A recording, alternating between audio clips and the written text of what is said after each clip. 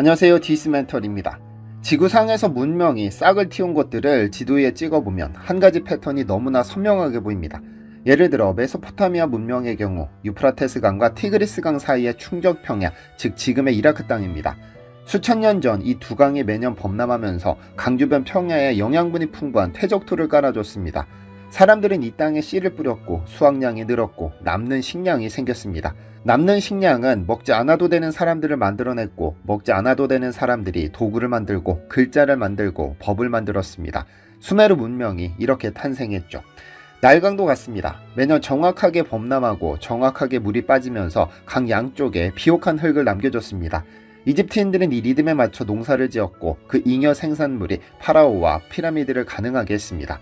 황하 문명도 인더스 문명도 이야기는 전부 똑같습니다. 예외가 없죠. 청준세의 저자 제로드 다이아몬드는 이것을 이렇게 정리했습니다. 어떤 민족이 다른 민족보다 더 빨리 발전한 이유는 그 민족이 지능이나 부지런함 때문이 아니라 그 민족이 발을 딛고 선 땅의 조건 때문이었다는 겁니다. 넓고 평평한 땅, 길고 큰 강, 안정적인 기후, 이 세 가지가 갖춰진 곳에서는 어김없이 문명이 피어올랐고 이 세 가지가 없는 곳에서는 아무리 영리한 사람들이 모여 살아도 도약의 발판 자체가 없었다는 이야기입니다. 실제로 문명의 초기 확산 경로를 보면 이 논리가 더 설득력을 얻습니다. 유라시아 대륙은 동서방향으로 길게 뻗어 있어서 같은 위도선을 따라 작물과 가축이 수평으로 이동했습니다. 비슷한 기후대를 따라 농업기술이 전파됐고 문명의 규모를 키웠죠. 반면 아프리카나 아메리카 대륙처럼 남북으로 긴 땅은 위도가 달라질수록 기후가 달라지기 때문에 작물과 기술이 이동하기가 구조적으로 힘들었습니다. 대륙의 모양 하나가 문명의 속도를 결정했다는 뜻입니다. 이쯤 되면 문명의 탄생은 사람의 문제가 아니라 넓은 평야, 큰 강, 온화한 기후라는 지형의 문제라는 결론에 쉽게 도달하게 되는데요.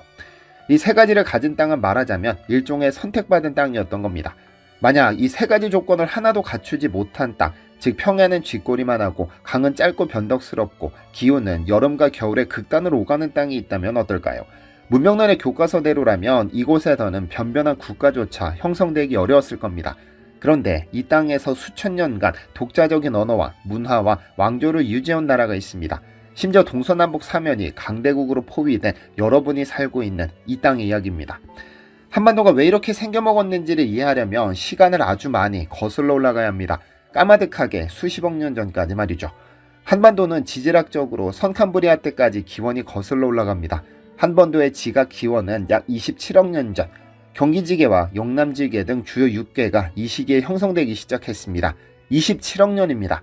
지구의 나이가 약 46억 년이라는 걸 감안하면 이 땅의 뿌리는 지구 역사의 절반을 훌쩍 넘기는 시간 동안 그 자리에 있었다는 소리입니다.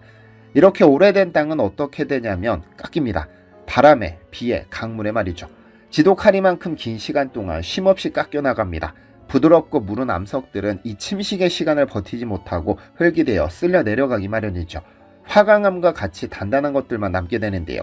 그걸과 지금의 한반도는 북한산, 설악산, 속리산, 팔공산 등등 전국 방방곡곡 화강암 기반암이 울퉁불퉁하게 솟아있는 땅이 됐습니다.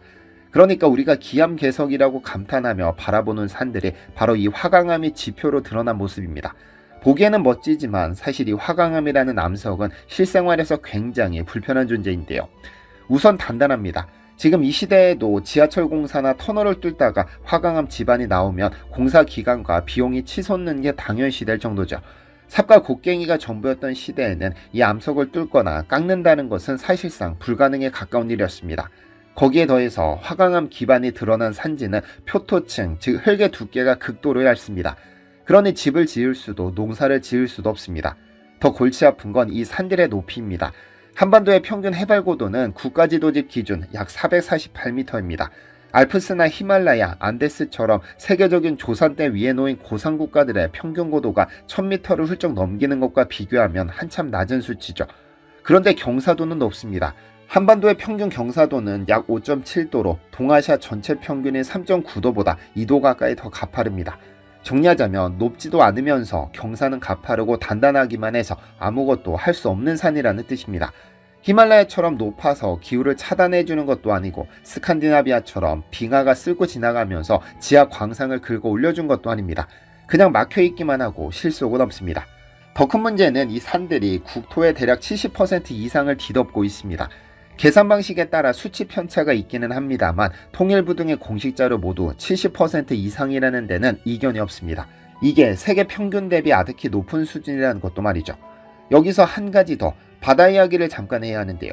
한반도 서남쪽의 리아스식 해안과 다도해, 그러니까 전라남도 앞바다의 섬들이 그렇게 많이 흩어져 있는 것은 빙하기 이후의 이야기입니다. 빙하기에는 해수면이 지금보다 훨씬 낮았습니다. 지금 섬으로 존재하는 것들의 상당수가 그 시절에는 실제로 산 능선이었던 겁니다. 그러다 지구가 따뜻해지고 빙하가 녹으면서 해수면이 상승했고 낮은 곳들은 바닷물 속으로 잠겨버렸습니다. 능선과 봉우리 끄트머리만 수면 위로 남은 것이 지금의 섬들인 것이죠. 쉽게 말하면 한반도는 바다에까지 산이 있다는 소리인데 육지의 70% 이상이 산이고 바다에는 산이 잠겨 있고 도대체 우리 조상들이 어디서 먹고 살았는지가 더 궁금해지는 수준이죠. 그렇다면 이 땅에서 실제로 살아있던 사람들은 어떻게 살았던 걸까요? 가장 먼저 문제가 된 건 이동이었습니다. 한국 전래동화나 사극을 떠올려보면 과거 시험을 보러 한양에 간다, 장에 물건을 팔러 간다, 먼 친척집에 문안을 드리러 간다. 이런 장면에서 등장인물들은 하나같이 걷거나 기껏해야 말을 탔습니다. 바퀴 달린 수레나 마차가 나오는 장면이 거의 없죠. 우리 조상들이 바퀴를 몰라서가 아닙니다. 바퀴를 굴릴 수 있는 도로가 없었기 때문입니다. 화강암 기반의 가파른 경사, 여름마다 쏟아지는 폭우, 겨울마다 얼어붙는 노면, 옛날 기술 수준으로 이 땅에 도로를 깔고 유지한다는 것은 처음부터 계산이 안 맞는 일이었습니다. 화강암을 뚫고 터널을 만드는 등 어찌저찌 우회로를 뚫어놔도 소용이 없었습니다. 여름에 장마 한번 쏟아지면 흙길은 흔적도 없이 유실됐고 겨울에 기온이 뚝 떨어지면 노면이 얼었다 녹으면서 갈라졌습니다. 그래서 조선은 세금을 강과 바다로 걷었습니다. 좋은 제도입니다. 각 지방에서 현물로 거둔 세고, 그러니까 쌀과 곡물을 조창이라는 지역 창고에 모은 다음 배에 실어 강과 바닷길을 통해 한양의 경창으로 운반하는 시스템을 운영했습니다. 국가 재정 시스템의 근간이 도로가 아니라 수로였다는 것. 이게 단순히 배를 편하게 써서가 아니라 도로를 신뢰할 수 없는 땅이었기 때문에 나온 결론이었습니다. 먹고 사는 문제는 더 가혹했습니다. 평지가 적다는 것은 경작지가 적다는 뜻입니다. 그나마 있는 평지에 씨를 뿌려도 하늘이 도와줘야 했는데 이 땅의 하늘은 그다지 협조적이지 않았습니다. 기상청 자료에 따르면 한국의 연 강수량 중 약 63%가 6월에서 8월 사이에 집중됩니다. 1년 강수량의 절반 이상이 여름 석 달에 몰린다는 뜻이죠. 이렇게 한꺼번에 비가 쏟아지면 토양에 쌓인 양분이 빗물에 쓸려 내려갑니다. 만성적으로 땅의 힘, 즉 지력이 저하되다 보니 농사의 기반이 되는 흙의 질이 구조적으로 나쁠 수밖에 없었습니다. 그렇다면 산이 많으니 알프스처럼 목축을 하면 되지 않겠냐는 생각을 할 수도 있습니다. 안 됩니다. 알프스 지역은 연중 강수가 비교적 고르게 분산되어 방목지의 풀이 꾸준히 자랍니다. 한반도는 겨울 혹한에 풀이 죽어버리고 여름엔 폭우로 풀밭이 쑥대밭이 되는 계절의 진폭이 극단적인 땅입니다. 거기에 호랑이가 상시 출몰하는 환경에서 가축을 풀어 키운다는 것은 기대 수익을 계산해 볼 것도 없는 도박이었죠. 이런 조건들을 놓고 보면 왜 이 땅에서 쌀이 선택됐는지가 납득이 갑니다. 벼는 물이 있으면 자갈밭에서도 자랍니다. 토질이 나빠도 관계만 되면 생산이 가능합니다. 도정전 현미 상태로 저장하면 몇 년이 지나도 상하지 않습니다.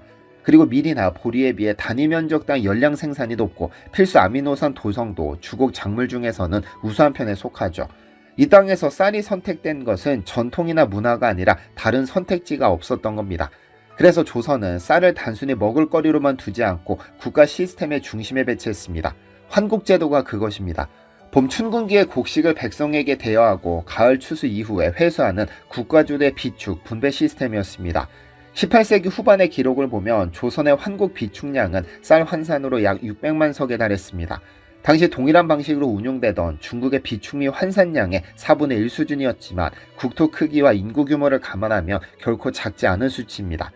그런데 원주민, 즉 한국인들에게 지독하게도 불편했던 이 땅이 외부 세력에게는 훨씬 더 지독한 땅이었습니다.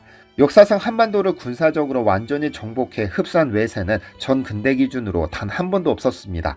거란이 왔다가 돌아갔고 몽골이 왔다가 결국 협상했고 왜군이 쳐들어왔다가 밀려났습니다.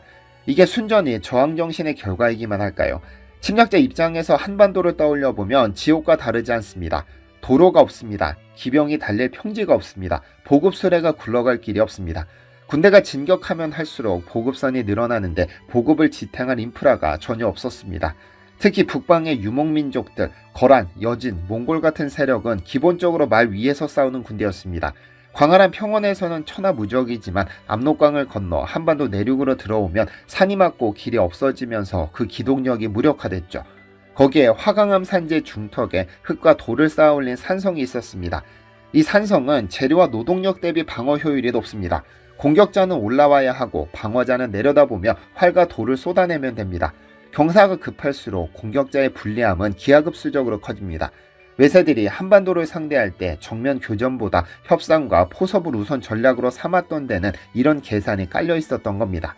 어쩌지 산성이 뚫린다 치며 서해바다로 나가 섬에 들어가면 됩니다. 기병을 기본으로 하는 몽골이 말을 타고 바다를 건널 수 있을까요? 그래서 강화도 천도와 같은 전술이 존재할 수 있었던 겁니다. 이 땅이 침략자에게 얼마나 지독한 곳이었는지를 가장 잘 보여주는 건 동절기의 청야전술입니다. 압록강은 한겨울에 얼어붙습니다. 그래서 북방 유목민족은 이 얼어붙은 강을 건너 침입하는 것을 선호했죠.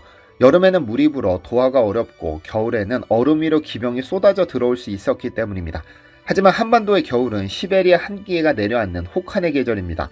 침략군 입장에서는 시간이 곧 생존의 문제였는데 우리 조상들은 이것을 잘 알고 있었습니다.